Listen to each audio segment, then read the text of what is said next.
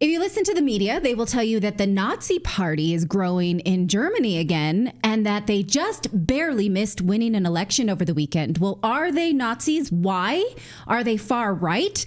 Ralph Shoelhammer joins us again to break down European politics. He's the host of Hammer Time on YouTube and one of my favorite European political analysts. Ralph, thank you so much for joining us. Once again, I'm going to ask you to explain who is the Alternative for Germany, or the AfD, and are they Nazis? Well, thanks so much for having me, Natali. Well, as you know, also from the discourse in the United States, who isn't a Nazi these days? I think everybody who's slightly to the right of the Greens is automatically a Nazi. So we throw around the term Nazi and fascist in such an inflationary ways these days. It really kind of waters down any meaningful discourse. No, they are not, right? I mean, they are a right-wing party, absolutely. And I think there is a general thrift towards the right in Germany and other parts of the world as well. But I would argue they sound more like conservatives did in the 1980s. I would argue that somebody like Ronald Reagan, particularly also economically, or Charles de Gaulle or Winston Churchill, they would immediately recognize the AfD, despite them being a German party, as a traditional conservative party. So no, they're not Nazis. They just embody something that we have discussed in the show quite often, which is that the establishment parties supported by the establishment media is no longer working for most of the people. There is a sense that everybody and everything is more important for them than Germany and the German people. And understandably, right, from Berlin to Brandenburg to Bavaria to Schleswig-Holstein, the Germans want the party, a political movement. They want institutions that they feel puts them first. So it's the Germany first version of America first in the United States.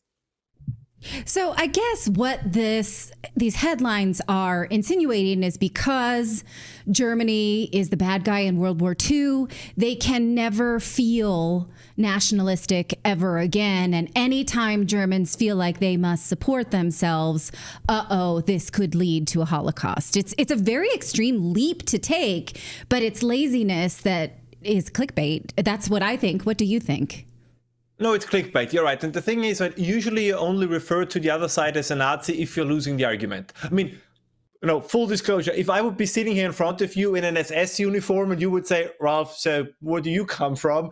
Then maybe the argument would be valid. But usually, as we hear, Donald Trump is not a Nazi. Nigel Farage is not a Nazi. The AfD is not a Nazi party. So you could make, I'm willing to concede, you could make the argument, if there are Nazis in Germany, are they most likely to vote for the AfD? Sure, but you can say by the same token, right, that if you're on the far left, if you're a communist, if you're a Trotskyite, you're probably going to vote for the Greens or the Socialist Party, but that does not make them a Trotskyite party, right? So I think this idea to say that their program or anything of that matter is National Socialist or fascist is simply not true. And by the way, just to be very clear, if it would be true, German laws are very strict. They would be banned. So this is why this argument is so absurd, right? They say, oh, this is a Nazi party. And of course they say, well, then ban us. And they say, well, legally we can't ban you because they're de facto not a Nazi party. So this is really just an attempt. And I think we see the same in the United States as well.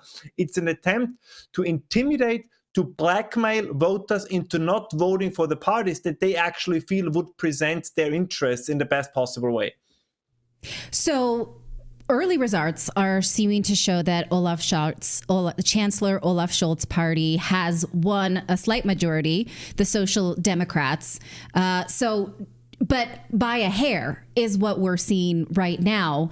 And so is this a win for the chancellor? Do you think people were just do you think people actually support the chancellor and his war funding? His, he continues to support the war in Ukraine. He continues to support immigration. And so these are the things that are really harming the German people. Did the German people really vote for more of this? No. There's a funny story. Before the elections took place, the regional Socialist Party explicitly told Chancellor Scholz not to come to Brandenburg to campaign for them because they were afraid that he would lose them the vote. So when he now says, well, this is a huge success for me and the party, no, it's not. The party only made it barely into first place for two reasons. One is because they distanced themselves from Scholz and the federal government. And the second reason is the Greens were kicked out of parliament. So what they basically said, they said everybody who doesn't like the AfD has to vote for us because that's the only way to prevent them from coming in first place, which was factually true. But it also meant it's not that all of a sudden the socialists were super popular. It was just that people who originally wanted to vote for the Greens or the Left Party or even the Conservatives, they said, all right, this time I give my vote to the socialists. And we actually do know this because they did a poll among SPD voters after the election and said, what was the main reason you voted for the SPD? Was it the party program or was it an attempt to prevent the AfD from coming in first? And I kid you not, 75% replied, no, they only voted for the socialists to prevent the AfD from coming in first.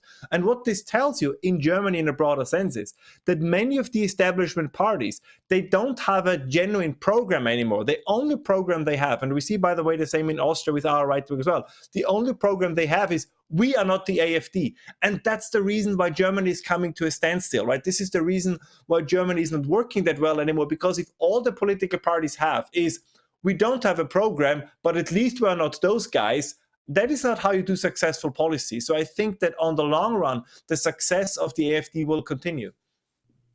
Is there something I'm missing, though, in this AfD platform, that they want a slowing down of illegal immigration or immigration in general, and they don't want their economy to be destroyed by funding of war? Is there something more hateful and insidious in there that maybe I've missed because I don't speak German?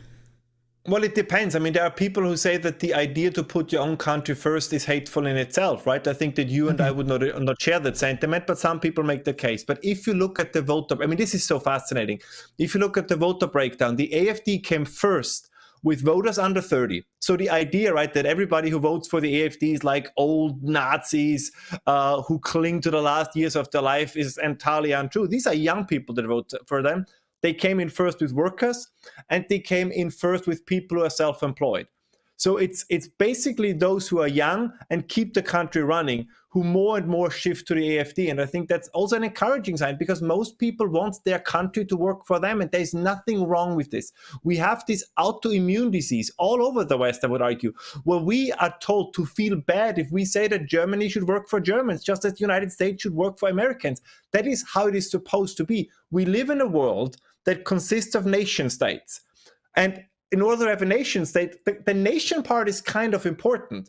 So this idea that is like a mind virus among, and in this case, it is true among Western elites, that we no longer exist, or that governments, that the media no longer exists to serve its people, but to serve, newcomers, immigrants, you name it, which again does not mean that people who newly arrived to your country cannot become part of that nation within a generation, with 2 generations, right? I mean, it's a great honor. I always say when I come to the UK or the United States, it's a great honor to be in such a country and strive and work towards becoming a member of that nation. And then, of course, I'm part of it, and then the government will also work for me in the way it does for those who are already there. But primarily the point of a government, of a state, of a country is to work for its own people. And this is what the Germans want, it's what the French people want, it's what the British want, it's what the Americans want. But we have been marinated in the belief that that is somehow bad. By the way, just quick final note, nobody in India, nobody in China, nobody in Japan understands that kind of thinking. Right? For the Chinese, it's absolutely clear that the Chinese government, however authoritarian it might be, that it works for the Chinese people. And the same is completely obvious for the Chinese leadership.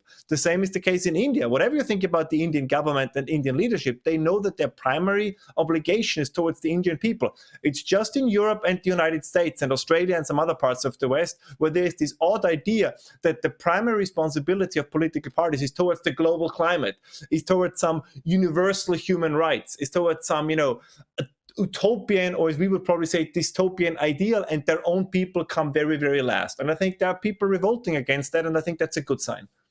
Yeah, I agree. And so now, this morning, or over the weekend, French President Emmanuel Macron has formed a center-right, what they're calling center-right, again, government, after a snap election forced him to do so. So this labeling, can you explain what they mean now by center-right? I mean, let's put it this way. He put some people in charge in some fairly, I would say, prominent positions of government that are more inclined towards the right, towards the left. Probably not as far as you and I would wish for. But what you see, I think, is that despite all the clamors you hear from the media, democracy is dying, or as the Washington Post says, democracy dies in darkness. Actually, democracy is working. Right? slowly but surely, maybe Macron is going to be the first of many. They start to realize that people want a change in policy. They don't just vote with their guts. They say, listen, the direction you have chosen for the country is 180 degrees from where we want the country to go. And so some of them, like an ocean liner that tries to avoid the iceberg, they're now gradually starting to change course. And I think Macron is begrudgingly doing the same. Just a quick word also again on Germany. The last regional elections in the state of Brandenburg, where the elections took place, had a voter turnout of 61%. This time they had 73%. It was the same in the other two regional elections a couple of weeks ago. So this idea that democracy is dying because of the far right or the hard right or whatever you want to name it is not true. I think the exact opposite is the case. People are very excited that they now have a choice for a party that is, as the name says in Germany, a true alternative, or the rational Nelly, the national rally. Sorry, my emotions get the better part of me. In France, right? This is a great sign. This is what makes democracy exciting, that you actually have options for new movements, new parties that propose entirely new path forward. I think this is a great sign. So don't believe the naysayers that democracy is at its end. Not at all. It's only in danger if those who are in power want to prevent anybody else from gaining power. Then it's in danger, because the essence of democracy is that new parties, new movements, new individuals can get a shot at trying their best. Yeah. Well, thank you for breaking that down. You're right. Okay. I share your enthusiasm then, despite these headlines. You can follow Ralph, and his show on YouTube is called Hammer Time, or Ralph Shoelhammer. You can find him on X as well. Thank you. It's always a pleasure to get your analysis. Thanks, Natali. Thank you so much for having me. If you suffer from daily pain, I need you to listen to this message very carefully. What we know about pain relief is changing forever. As we age, aches and pains are normal, and we're all searching for effective ways to relieve pain without side effects and addiction. Let's be frank, we've all seen the horrors of the opioid crisis. You may even be affected personally. Your family might know someone that has been affected by this. That's where a pioneering medical scientist comes in, Clint Winters. You may have seen the world-renowned health expert featured in the national media. He's unveiled a natural pain reliever that has taken the world by storm. And I'm talking about Canoladine, the 100% drug-free way to get full-body pain relief without dangerous pills. As you read this right now, Canoladine has become the go-to pain reliever for over 1 million Americans, hundreds of professional athletes. It was even named as the UFC's #1 official pain reliever for the UFC. Right now, you guys can try it. Go to trykano.com/redacted, and you're going to get it for less than $1 per day. You can access the only Canoladine product in the world for less than $1 per day. Clint has provided this special link for you guys. You can guys get this special discount. Just go to trykano.com/redacted. I see a bunch of people in the chat who've already ordered this. Give it a shot. If you suffer from chronic pain, you don't want to have that addiction from drugs, try kano.com/redacted, the 100% drug-free Canoladine. Try it for less than $1 a day.